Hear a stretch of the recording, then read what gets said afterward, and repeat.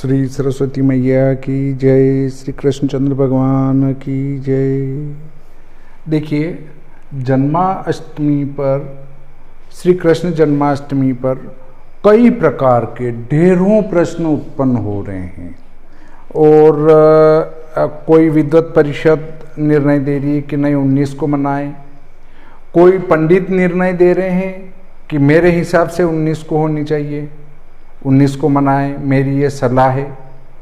भाई, आप सब अपने अपने मत दे रहे हैं, तो फिर क्या ये धर्मशास्त्र झूठे हैं? कोई कह रहा है, बहुत सारे क्या सलाह देते हैं कि जन्माष्टमी मथुरा जी में मनाए, वो सबको मना लेना चाहिए।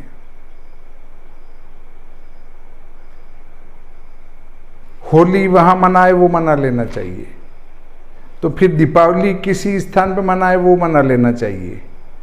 और कोई सा भी त्योहार है तो वो वहाँ मनाए, वो मना लो। अरे भाई, अगर अलग अलग स्थानों पर मनाने वाले को हम पंचांगों में लगाने लग गए और वो मनाने लग गए, तो फिर इन धर्मशास्त्रों की जरूरत कहाँ? इनको फेंको कुएं में या कहीं जला डालो, ना बात खत्म करो।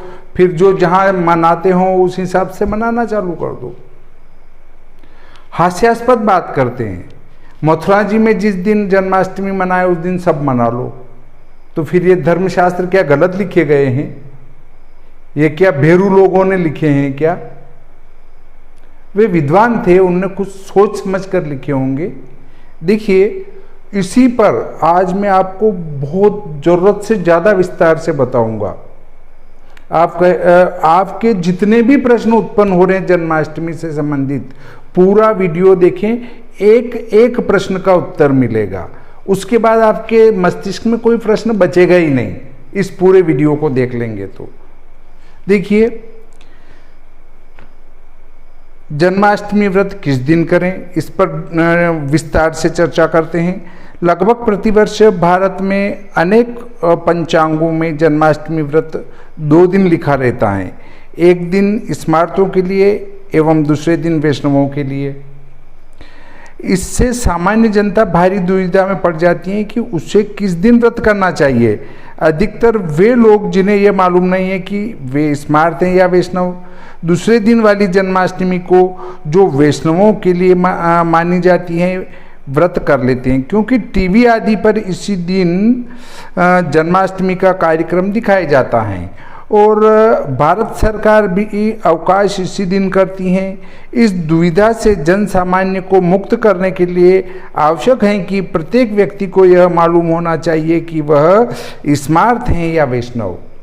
काल माधव, पुरुषार्थ चिंतामणि, धर्म सिंधु आदि धर्मशास्त्रों के ग्रंथों में जहाँ हिंदू व्रत पर्व की तिथियों के निर्णय सिद्धांत दिए गए हैं, ये स्पष्ट किया गया है कि वैष्णव वे लोग हैं जिन्होंने सन्यासियों के वेखानस, पंचरात्र आदि शास्त्रों में बतलाई गई प्रक्रिया के अनुसार वैष्णव संप्रदाय की विधिवत दीक्षा ली है। वेखानसाद्यागमोक्त दीक्षां प्राप्तो ही वैष्णवः। ये वैष्णव लोग अधिकतर अपने गले में कंठी माला पहनते हैं और मस्तक पर विष्णु चरण का चिन्ह लगाते हैं। इनमें से कई लोग तो अपनी भुजाओं पर तप्त मुद्रा से अंकित शंख चक्र के चिन्ह भी धारण करते हैं। यह वैष्णव संप्रदाय मूल रूप से सन्यासियों का है। अब कुछ गृहस्थी भी वैष्णव संप्रदाय में दीक्षित हैं। धर्मशास्त्र के ग्रंथों, संहिता, पुराणों में वैष्णव शब्द के स्थान पर अक्सर यति, ब्रह्मचारी एवं सन्यासी शब्द का प्रयोग किया गया है। इसलिए यह स्पष्ट है कि यह संप्रदाय मूलतः सन्यासियों का है। हाँ, जो गृहस्थी लोग वेखानस शास्त्रोक्त विधि से दीक्षा लेकर इन सन्यासियों के शिष्य बन गए हैं, वे भी वैष्णव कहलाते हैं। मथुरा, वृंदावन आदि के श्री कृष्ण एवं विष्णु के मंदिर और मठ वैष्णव संप्रदाय के महात्माओं के अधिकार में हैं। अतः इन स्थानों पर वैष्णव संप्रदाय के अनुसार ही पूजा विधान होता है और वहाँ व्रत पर्व भी उसी संप्रदाय के अनुसार मनाए जाते हैं। ध्यान रहे, आम जनता को यह भारी भ्रांति है कि जो लोग मांस नहीं खाते, शाकाहारी हैं, वे सभी लोग वैष्णव हैं। ऐसी बात नहीं है। वैष्णव संप्रदाय में दीक्षा लेकर वैष्णव संप्रदाय के नियमों का पालन करने वाले व्यक्ति के लिए ही धर्मशास्त्र में वैष्णव शब्द का प्रयोग आता है। वैष्णव शब्द का प्रयोग किन के लिए आता है आप समझ गए होंगे। शाकाहारी के लिए वैष्णव शब्द संस्कृत के किसी भी प्राचीन ग्रंथ में इस्तेमाल नहीं हुआ है। यह शब्द इस अर्थ में परिवर्ती काल में ही हिंदी में प्रयुक्त होने लगा है। वैष्णव लोगों के अतिरिक्त सभी गृहस्थी लोगों को धर्मशास्त्र में स्मार्त कहा गया है। व्रत पर्व के सभी ग्रंथों में जहाँ वैष्णवों को यति सन्यासी लिखा है, वहाँ स्मार्त शब्द के स्थान पर गृही या गृहस्थी का शब्द का प्रयोग है। दूसरे शब्दों में हम यह कह सकते हैं कि वे सभी गृहस्थी लोग जिन्होंने विधि पूर्वक वैष्णव संप्रदाय की दीक्षा नहीं ली है स्मार्त कहलाते हैं। स्मार्त और वैष्णवों के लिए एकादशी व्रत का निर्णय करने वाला प्रचेता ऋषि का यह वाक्य देखिए, जहाँ लिखा है कि एकादशी की वृद्धि और द्वादशी का क्षय होने पर यति वैष्णव लोगों को दूसरे दिन और गृहस्थी स्मार्त लोगों को पहले दिन एकादशी व्रत करना चाहिए। एकादशी विवृद्धा चेत कृष्णे शुक्ले विशेषतः उत्तराम तु यति कुर्यात पूर्वामुप वसेद ग्रही। देखिए, जहाँ यहाँ वैष्णवों के लिए यति और स्मार्तों के लिए ग्रही गृहस्थी शब्द का प्रयोग है। इस प्रकार के प्रयोग असंख्य स्थानों पर धर्म ग्रंथों में मिलते हैं। इस उपरोक्त विवरण का सारांश यह है कि वैष्णव लोग मुख्यतः सन्यासी और स्मार्त लोग गृहस्थी हैं। स्मार्तों और वैष्णवों के जन्माष्टमी व्रत में भेद क्यों है, इस पर भी चर्चा करेंगे। आम जनता का यह प्रश्न है कि एक ही देवता का जन्मदिन पंचांगों में अलग अलग 2 दिन क्यों लिखा जाता है। इसका उत्तर यही है कि हमारे पुराण संहिता ग्रंथों में इस व्रत के जो निर्णायक वाक्य मिलते हैं उनमें कुछ अस्पष्टता और उनकी भ्रमपूर्ण व्याख्या के कारण वे 2 स्मार्त और वैष्णव मतों वाली जन्माष्टमियाँ उत्पन्न हो गई हैं। देखिए, जो शास्त्रों में लिखा गया है उनका अर्थ या तो समझ नहीं पाए या उनका अर्थ सही कर नहीं पाए, इससे 2 जन्माष्टमियां मनाते हैं। अब देखिए, श्री कृष्ण भगवान भाद्र कृष्ण अष्टमी में पैदा हुए। उनके जन्म के समय अर्धरात्रि थी, चंद्रमा उदय हो रहा था और उस समय रोहिणी नक्षत्र भी था। यह सभी स्मार्त एवं वैष्णव दोनों स्वीकार करते हैं। सभी पुराण संहिता ग्रंथ और श्री कृष्ण के चरित्र का चित्रण करने वाला महापुराण श्रीमद्भागवत भी इसका समर्थक हैं। देखिए, भविष्योत्तर पुराण में भगवान श्री कृष्ण स्वयं यह कहते हैं कि भाद्र कृष्ण अष्टमी के दिन अर्धरात्रि में जब चंद्र रोहिणी में था, मुझे माता देवकी ने जन्म दिया। अतः इसी तिथि काल आदि के योग में विधिवत उपवास रखकर मेरी पूजा करनी चाहिए। मासी भाद्रपदे अष्टम्याम निशिते कृष्ण पक्ष गे शशांके वृषराशिस्ते ऋक्षे रोहिणी संज्ञके योगो अस्मिन् वसुदेवाधिदेवकी माम जिजनत तस्मान् माम पूजयेत् तत्र शुचिः सम्यगुपोषितः। वशिष्ठ संहिता का यह वाक्य भी स्पष्ट बतला रहा है कि रोहिणी युक्त अष्टमी जब अर्धरात्रि में हो, रोहिणी युक्त अष्टमी जब अर्धरात्रि में हो, वह कृष्ण जन्माष्टमी व्रत का मुख्य काल है, क्योंकि इसी समय भगवान विष्णु स्वयं अवतरित हुए थे। देखिए, अर्धरात्रि के समय अष्टमी भी हो और रोहिणी भी हो, अगर नहीं हो तो भी अष्टमी अर्धरात्रि में होना चाहिए। अष्टमी रोहिणी युक्ता निश्यार्धे यदि दृश्यते मुख्य कालिति ज्ञाता तत्र जातो हरिः स्वयं। श्रीमद्भागवत के 10वें स्कंद 3 अध्याय के निम्नांकित श्लोकों में यद्यपि कृष्ण जन्म के मास पक्ष का स्पष्ट निर्देश नहीं है, तथापि यहाँ स्पष्ट लिखा है कि श्री कृष्ण जन्म के समय कृष्ण पक्ष की अर्धरात्रि और रोहिणी नक्षत्र था। अतः सुरगुणोपेत काल परम शोभनः ये वाजन जन्मरक्षम शांतरक्ष गृहतारकम दिश प्रसे दुर्गगनम निर्मलोड्डुगणोदयम ववो वायु सुख स्पर्श पुण्य गंधव शुचि निशिते तम उद्भूते जायमाने जनार्दने देवक्याम देवरूपिण्याम विष्णु पर्व गुहाशय। ब्रह्मवैवर्त पुराण का यह वचन भी इसी बात का समर्थन करता है कि श्री कृष्ण का जन्म अर्धरात्रि व्यापिनी अष्टमी और रोहिणी नक्षत्र में हुआ था, अतः यही जन्माष्टमी व्रत का मुख्य काल है। देखिए, अष्टमी कार्क्ष संयुक्ता रात्रि अर्धे यदि दृश्यते स एव मुख्य कालश्च तत्र जातो हरिः स्वयं। ये ब्रह्मवर्त पुराण में लिखा है कि यही इसका मुख्य काल है। हरिवंश पुराण में भी क्या कहा है, देखिए, हरिवंश पुराण में भी यह कहा गया है कि देवकी के गर्भ से श्री कृष्ण और यशोदा के गर्भ से कन्या दोनों अर्धरात्रि में उत्पन्न हुए। देवक्य जनयद विष्णु यशोदा ताम तु दारिकाम मुहूर्त अभिजीति प्राप्ते सार्धरात्रे विभूषिते।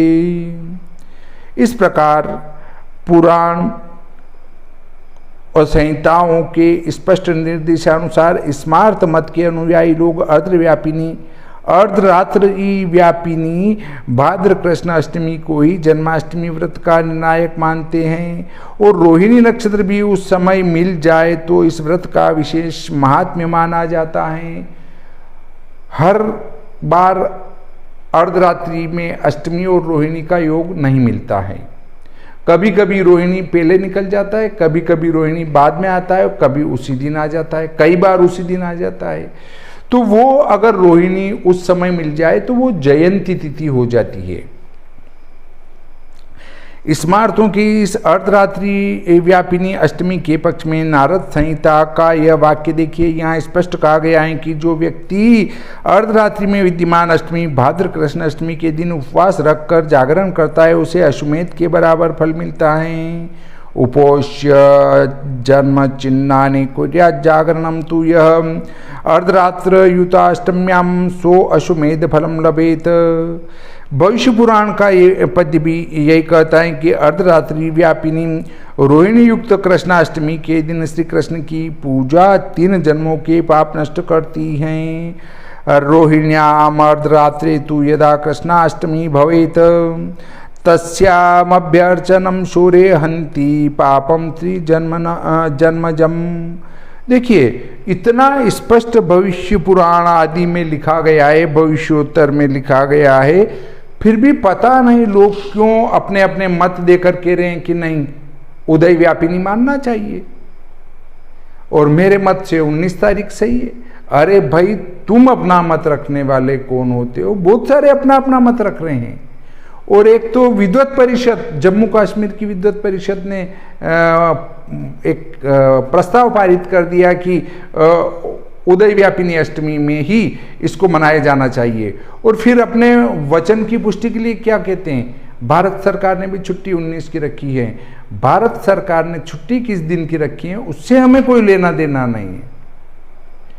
धर्मशास्त्र क्या कहता है, उसमें छुट्टी किस दिन आती है, उसको किस दिन मनाना चाहिए, इस पर हमें विचार करना चाहिए। देखिए, इतना स्पष्ट लिखा है कि 3 जन्मों के पाप आपके तो ही नष्ट होंगे जब वो निशित व्यापिनी अष्टमी होगी। अन्यथा आप राख में घी डालो या सांप निकल गया उसके लकीर को पीटो, उससे कोई अर्थ नहीं निकलना है।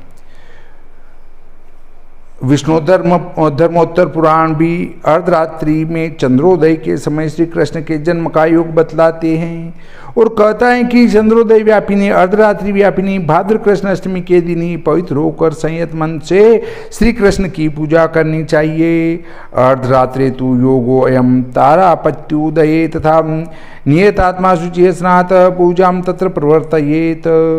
इस प्रकार अर्धरात्रि व्यापिनी अष्टमी में ही श्री कृष्ण जन्माष्टमी व्रत व्रत मानने वाले स्मार्त लोगों के पक्ष का समर्थन पुराण और संहिताओं के द्वारा पदे पदे किया गया है। इन ठोस प्रमाणों के आधार पर स्मार्त लोग श्री कृष्ण जन्माष्टमी हमेशा अर्धरात्रि व्यापिनी अष्टमी वाले दिन ही करते हैं, लेकिन कई बार अष्टमी तिथि 2 दिन अर्धरात्रि व्यापिनी हो जाती है और कई बार दोनों दिन अर्धरात्रि का स्पर्श नहीं कर पाती। इन 2 स्थितियों में स्मार्त लोग धर्मशास्त्री निर्देश, जिसका विवेचन हम आगे चलकर करेंगे, के अनुसार व्रत दूसरे दिन करते हैं। जिस दिन अष्टमी सप्तमी विद्या सप्तमी से युक्त नहीं होती, क्योंकि पुराणों में लिखा है कि श्री कृष्ण का जिस दिन जन्म हुआ था उस दिन सूर्योदय के समय सप्तमी नहीं बल्कि अष्टमी थी। ब्रह्मवेद वर्त पुराण का यह वाक्य देखिए, जहाँ कहा गया है कि सप्तमी विद्या अष्टमी के दिन भले ही वह रोहिणी युक्त क्यों न हो, यह व्रत नहीं करना चाहिए, क्योंकि श्री कृष्ण का जन्म सप्तमी के वेद योग से रहित और रोहिणी संयुक्त अष्टमी में हुआ था।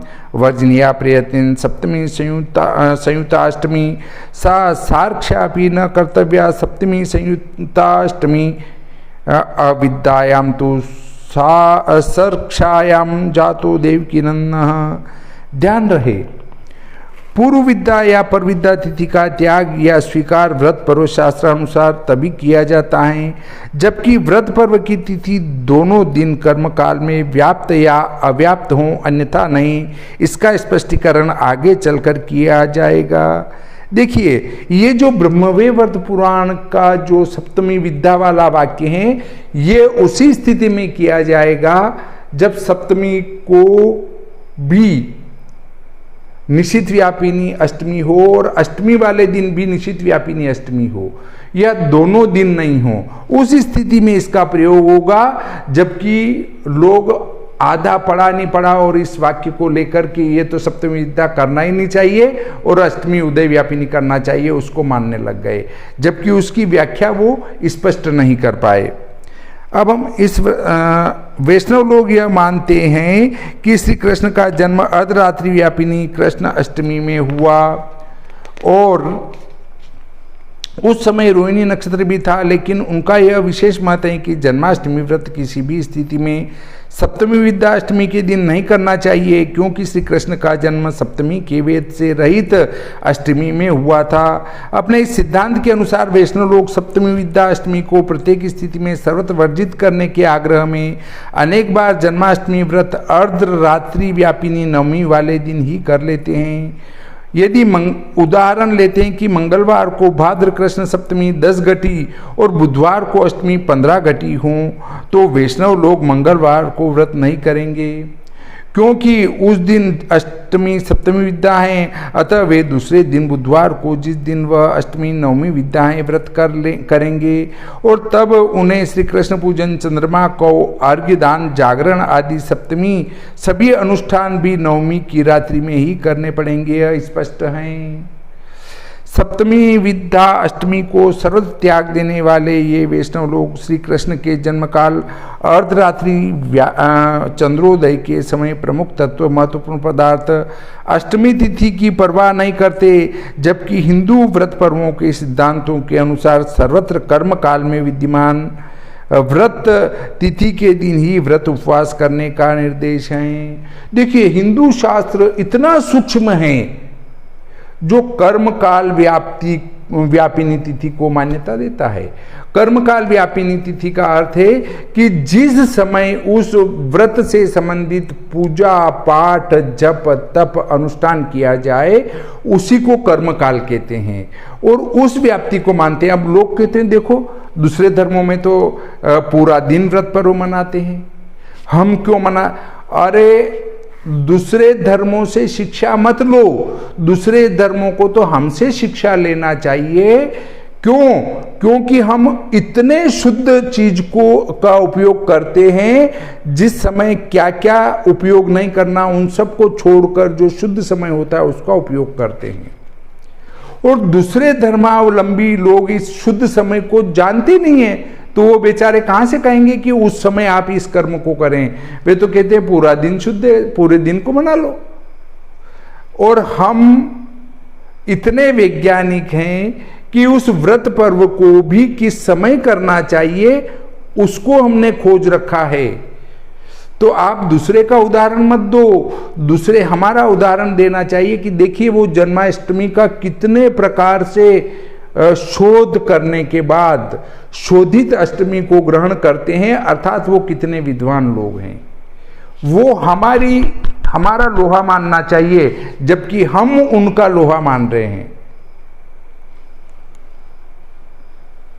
देखिए हमारे यहां विष्णु धर्मोत्तर पुराण क्या कहता है, कर्मणो यस्य यह काल तत्काल व्यापिनी तिथि है।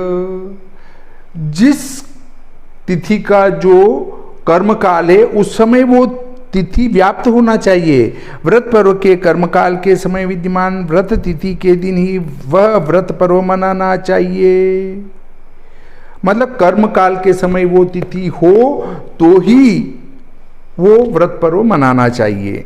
श्री कृष्ण का जन्म अर्धरात्रि व्यापिनी अष्टमी में हुआ था, अतः जन्माष्टमी व्रत का कर्मकाल जन्माष्टमी व्रत के दिन की जाने वाली कृष्ण पूजा और चंद्रमा को अर्घ्य दान आदि कृत्य का समय अर्धरात्रि ही है। अतः जन्माष्टमी व्रत के लिए अर्धरात्रि में अष्टमी का होना अनिवार्य है। नवमी तिथि वहाँ कोई अर्थ नहीं रखती। पहले दिन अर्धरात्रि में व्याप्त अष्टमी को छोड़कर यह व्रत उस दिन करना जिस दिन अर्धरात्रि के समय अष्टमी का अणुमात्र भी नहीं है, अपितु वहाँ नवमी का ही साम्राज्य है, किसी भी दृष्टि से शास्त्र संगत एवं तर्क संगत नहीं है। देखिए दूसरे दिन जब अष्टमी अर्धरात्रि में है ही नहीं है, निश्चित काल में है ही नहीं है, उस समय नवमी है, वो किसी भी प्रकार से शास्त्र के अनुकूल नहीं है, फिर भी उसमें हम व्रत कर रहे हैं, तो आपको कौन समझा सकता है।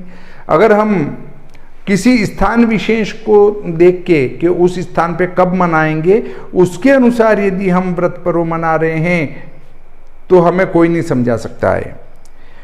अत्यंत आश्चर्य की बात है कि वैष्णव लोग सप्तमी के वेद को तो तनिक भी सहन नहीं करते, लेकिन श्री कृष्णावतार की वास्तविक तिथि अष्टमी को छोड़ने में इन्हें लेश मात्र भी संकोच नहीं होता। ऐसे लोगों की उपमा तार्किक लोग उस व्यक्ति से करते हैं जो चूहे के डर से घर को ही छोड़ देता है, मूषक बिया गृहस्य वर्जक। ध्यान रहे सप्तमी विद्या अष्टमी वर्जित अवश्य है, लेकिन वह तब जबकि वह अष्टमी 2 दिन कर्मकाल अर्धरात्रि व्यापिनी हो या वह दोनों दिन कर्मकाल व्यापिनी न हो। व्रत पर्व शास्त्र का यही आदेश है। देखिए सप्तमी विद्या अष्टमी कब अग्राह्य है, जब वो दोनों दिन कर्मकाल व्यापिनी हो या दोनों दिन कर्मकाल व्यापिनी न हो, तब विद्या देखा जाएगा। और एक बात और लिख रहे हैं श्लोक की, घटी मात्र भी अगर उदय व्यापिनी अष्टमी हो तो उसको ग्रहण करना, उसको सप्तमी विद्या नहीं लेना। वो बात कहाँ पर उपयोगी है, वो नवरात्रि की महाअष्टमी निर्णय के लिए उपयोग में आती हैं, उसको आप यहाँ जन्माष्टमी के लिए प्रयोग कर रहे हैं, वो सर्वथा गलत हैं। उसका उपयोग यहाँ नहीं होता, वो दुर्गा अष्टमी निर्णय में इसका उपयोग होता है।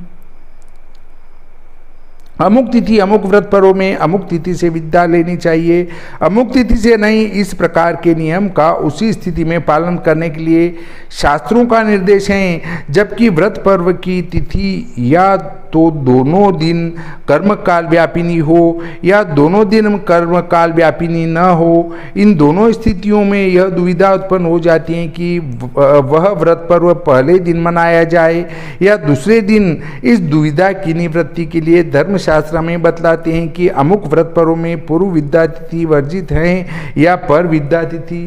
अब वो पूर्व विद्या लेना चाहिए या पर विद्या लेना चाहिए, इसके भी सिद्धांत हैं। उभयत्र कर्मकाल व्याप्तो अव्याप्तो वा युग्म वाक्यादिना पूर्व विद्याया पर विद्याया वा तिथेय ग्राह्यत्वम धर्म सिंधु में कहा गया है। अर्थात व्रत पर्व की तिथि दोनों दिन कर्मकाल को व्याप्त या अव्याप्त करे तब तिथि वेद वाले नियम के अनुसार पूर्व विद्या या पर विद्या तिथि को स्वीकार करना चाहिए। देखिए श्री कृष्ण जन्माष्टमी व्रत के लिए भी पुराणों में संहिताओं के पूर्व विद्या, सप्तमी विद्या, अष्टमी विद्या का निषेध किया गया है। अतः जन्माष्टमी व्रत में सप्तमी विद्या, अष्टमी को वर्जित करना व्रत पर्व शास्त्र के उपरोक्त नियमानुसार उसी स्थिति में प्रयुक्त होगा, जबकि अष्टमी या तो दोनों दिन कर्मकाल व्यापिनी निषिद्ध व्यापिनी हो या वह दोनों दिन निषिद्ध में व्याप्त न हो, अन्यथा नहीं। ये उसी स्थिति में सप्तमी का वेद गिनेंगे जब या तो दोनों दिन निश्चित में हो या दोनों दिन निश्चित में न हो। यहाँ वैष्णवों द्वारा सप्तमी विद्या अष्टमी का प्रत्येक स्थिति में त्याग शास्त्रानुकूल नहीं है। यही कारण है कि वैष्णवों को अनेक बार जन्माष्टमी व्रत नवमी की अर्धरात्रि में मनाने के लिए बाधित होना पड़ता है। स्कंद पुराण का एक वाक्य अपने इस मत के समर्थन में ये वैष्णव लोग उद्धृत करते हैं। उदये चाष्टमी किंचित कला नवमी यदि लभ्यते बुध संयुक्ता प्राजापत्यर्क्ष संयुक्ता अपि वर्ष शते नापि लभ्यते वा न लभ्यते। इसका अर्थ वे इस प्रकार करते हैं, उदय सूर्योदय के समय भले ही अष्टमी थोड़ी सी ही हो और बाद में पूरी नवमी ही क्यों न हो, यदि इस योग के साथ रोहिणी नक्षत्र भी हो तो यह अत्यंत महत्वपूर्ण योग बन जाता है। इस वाक्य में उदय का अर्थ वे वैष्णव सूर्योदय के समय करते हैं। इस वाक्य के प्रमाण के आधार पर ये वैष्णव लोग सूर्योदय के बाद थोड़ी सी अष्टमी मिलने पर भी उसी दिन जन्माष्टमी व्रत करने की परंपरा लिए हुए हैं, जबकि ऐसी स्थिति में अर्धरात्रि के समय उस दिन नवमी तिथि ही होती है। इस मत का अनुसरण करते हुए ये वैष्णव लोग पहले दिन उपलब्ध होने वाले श्री कृष्ण जन्मकाली के यथार्थ योग अर्धरात्रि व्यापिनी रोहिणी युता अष्टमी तिथि को भी ठुकरा देते हैं, लेकिन अर्धरात्रि को श्री कृष्ण जन्माष्टमी का मुख्य काल मानने वाले मीमांसक इस वाक्य उदय चाष्टमी किंचित में उदय शब्द का अर्थ चंद्रोदय, चंद्रमा के उदय का समय करते हैं। उदय का अर्थ यहाँ पर चंद्रमा के उदय का है, सूर्य के उदय का नहीं है करते हैं। इस स्थल पर भट्टोजी दीक्षित तिथि निर्णय में लिखते हैं कि यहाँ उदय शब्द का अर्थ चंद्रोदय के समय ही करना चाहिए, क्योंकि विष्णु धर्मोत्तर पुराण में लिखा है कि यह जन्माष्टमी व्रत का योग तब बनता है जब अर्धरात्रि के समय चंद्रमा का उदय हो। उदये चंद्रोदये इति व्याख्येयम् अर्धरात्रे तु योगोऽयं तारापत्युदये सति इति विष्णु धर्मोक्तेः। इस उपरोक्त व्याख्या के अनुसार उदय चाष्टमी किंचित इस वाक्य का यह अर्थ हो जाता है, चंद्रोदय के समय अष्टमी भले ही थोड़े काल के लिए हो और बाद में भले ही नवमी ही हो तो भी व्रत उसी दिन करना चाहिए। यह अर्थ स्वीकार करने से जन्माष्टमी व्रत के लिए निर्धारित कृष्ण पूजा, चंद्र को अर्घ्यदान, जागरण आदि कृत्य अष्टमी में ही होंगे, यह स्पष्ट है।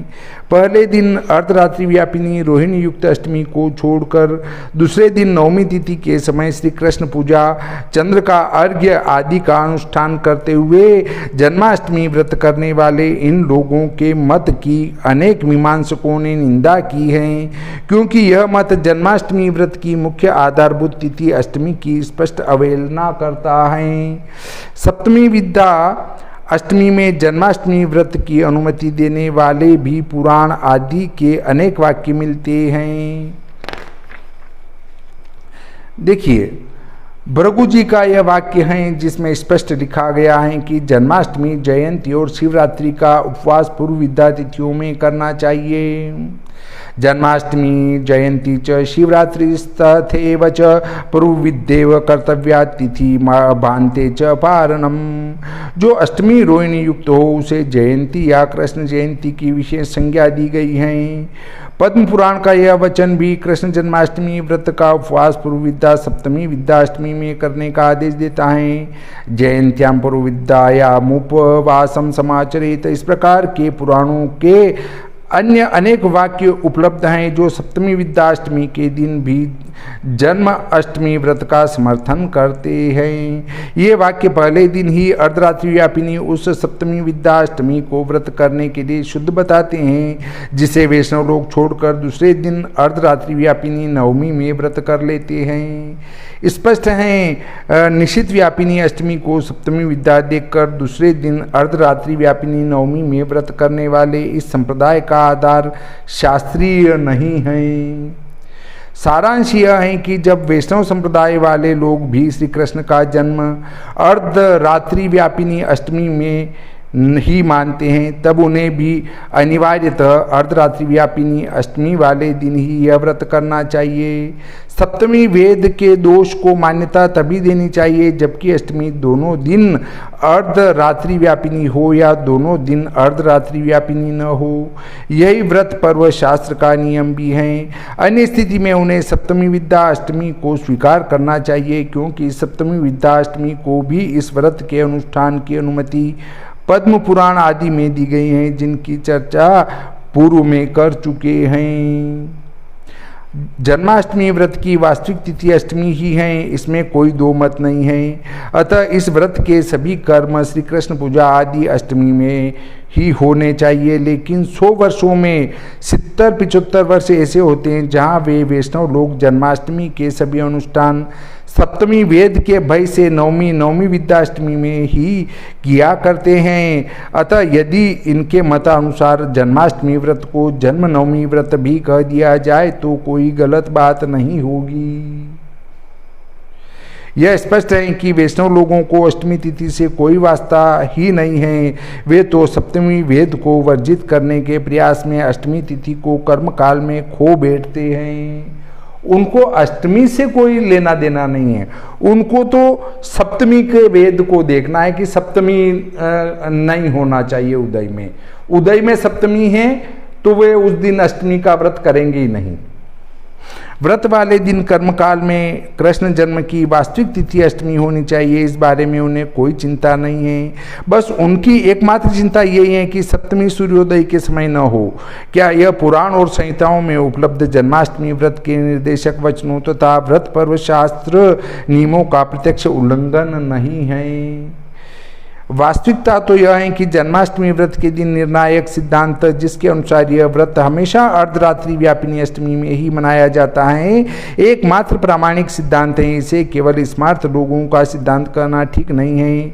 शास्त्रानुमोदित यह सिद्धांत वैष्णव लोगों को भी स्वीकार करना चाहिए। हमारा सविनय परामर्श है कि वैष्णव संप्रदाय के विद्वान आचार्य एकत्र होकर इस विषय पर पूर्वाग्रह मुक्त हो मूलतः विचार विमर्श अवश्य करे। अंत में जन्माष्टमी के दिन के निर्णय में रोहिणी नक्षत्र के योगदान के बारे में भी 2 शब्द लिख देना आवश्यक है।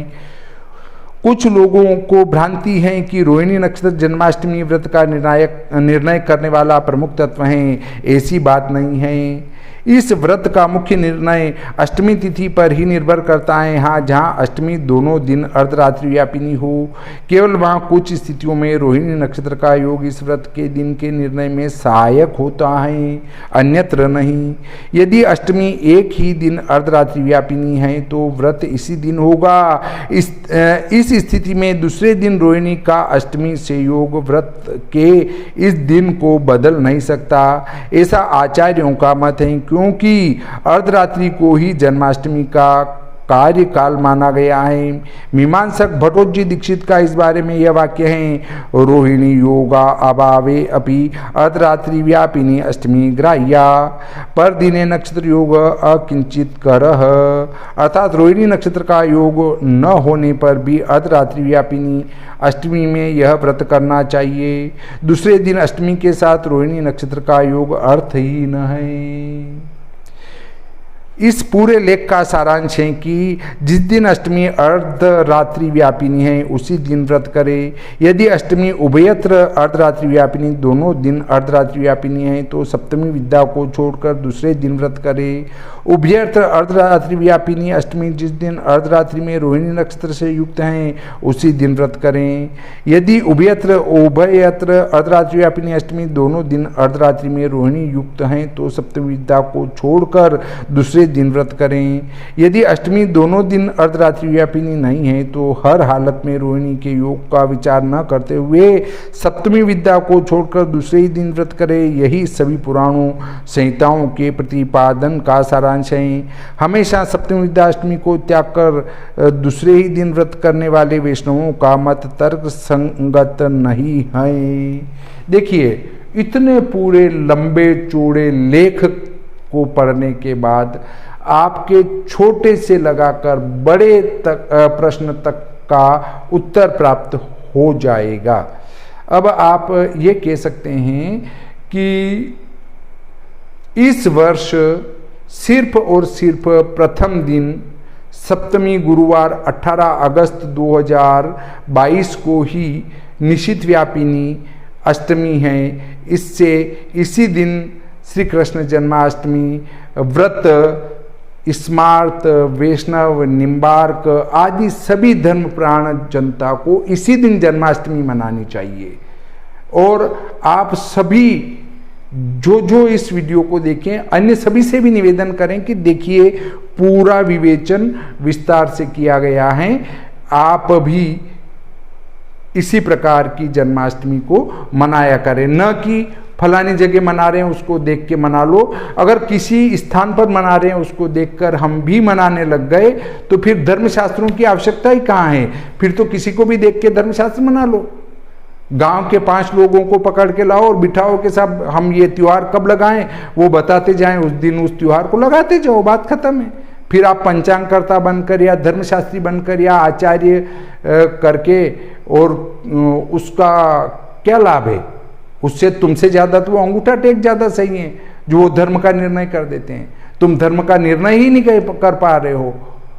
तो इस प्रकार आप इस विस्तृत लेख से संतुष्ट हुए होंगे, ऐसी आशा करता हूँ और आज का ये प्रकरण यहीं समाप्त करता हूँ। श्री सरस्वती मैया की जय, श्री कृष्णचंद्र भगवान की जय।